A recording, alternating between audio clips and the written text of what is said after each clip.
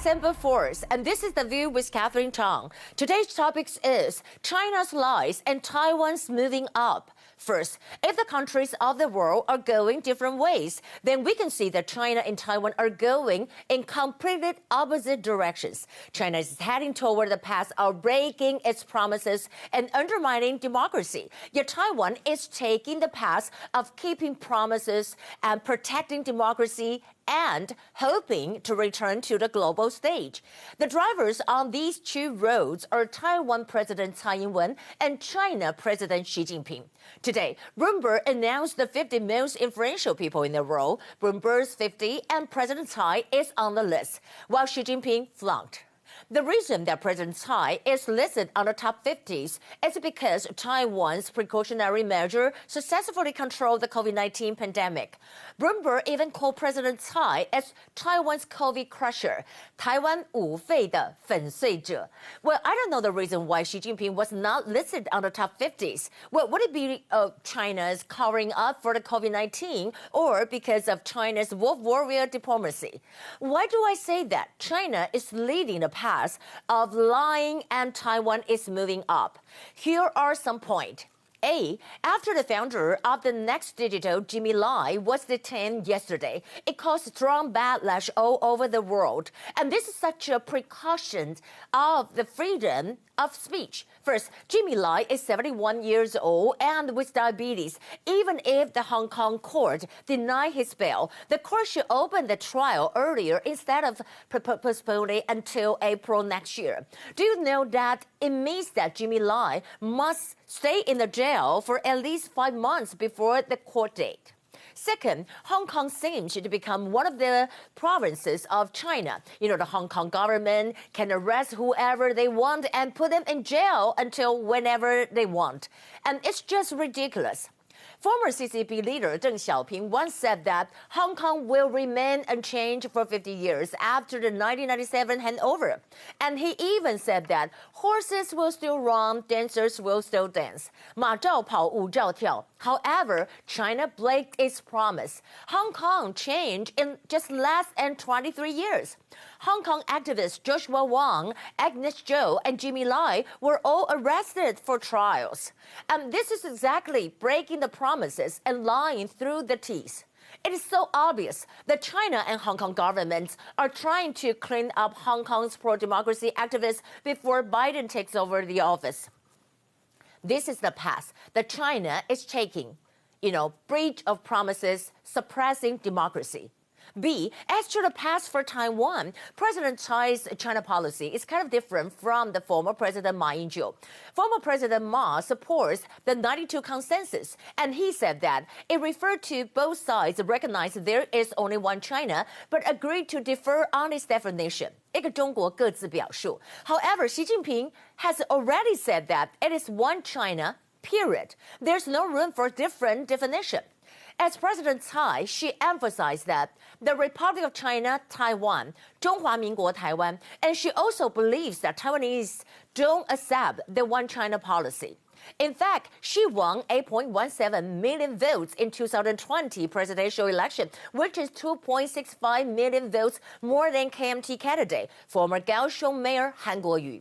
Therefore, I think the Republic of China, Taiwan is a consensus of most people in Taiwan. C. We know that U.S. Health Secretary Azar visited Taiwan on August 9th, and U.S. Undersecretary of State Keith Craig visited Taiwan on September 17th. The Czech Senate President Milovic also led a 90-member delegation to Taiwan on August 30.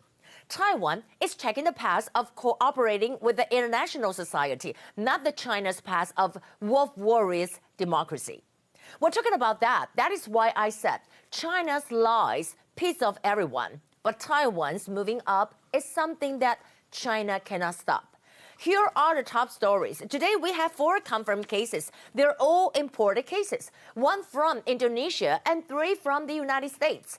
First, I want to talk about President Tsai received 3 awards today. I want to say, 好厉害. Really, really, very, very, I don't know how to explain it. 3 awards today. One is a Bloomberg 50, another one is from ALEC, and for the latest information, she also got an award from the GQ magazine for the outstanding female leaders. President Tsai reiterated to fight for Taiwan's democracy. President Tsai received the International Pioneer Award for Leadership from the American Legislative Exchange Council, ALEC, at 7 a.m. today. President Tsai said that, "I will never stop seeking a peaceful and stable cross-strait relations, nor will I compromise when making decisions needed to keep Taiwan secure."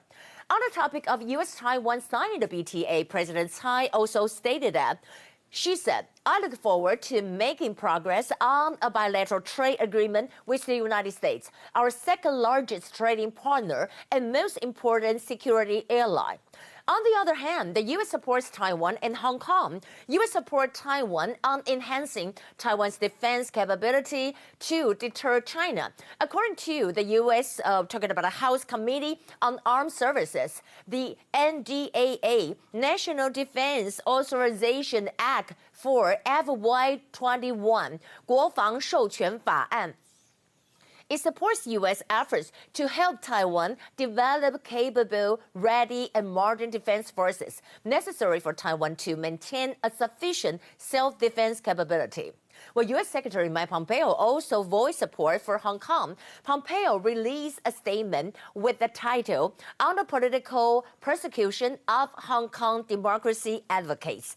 And he said that it once again showed that the CCP's greatest fear is the free speech and the free thinking of its own people. Also, according to the Wall Street Journal, Director of National Intelligence John Redfield said that China is national security threat number 1. And he said China is the greatest threat to democracy and freedom since the World War II.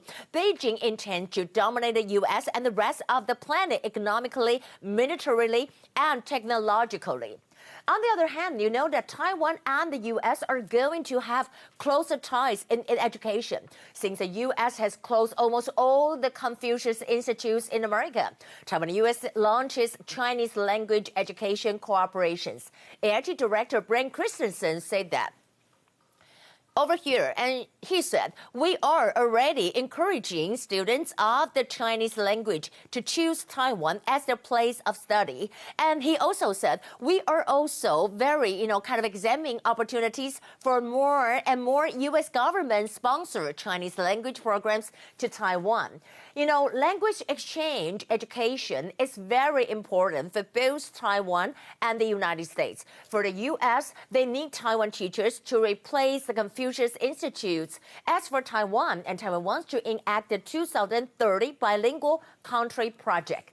Actually, U.S.-Taiwan signed the MOU already. We can see over here that the AIT and Taipei Economic and Cultural Representative Office in the U.S. signed the MOU on December 2nd. The MOU is expected to remain for 5 years. Both sides have agreed to enhance and to expand their existing educational exchange program.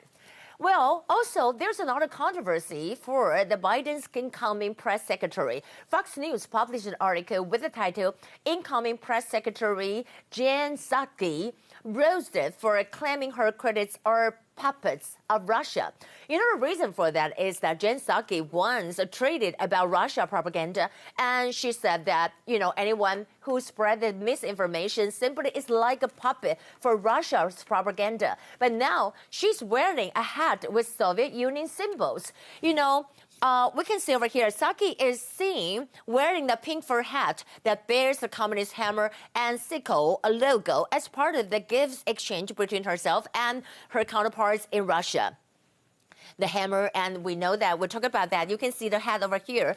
This is what we say, the hammer and sickle represent a symbol of economic and political repression that occurs under communist regime.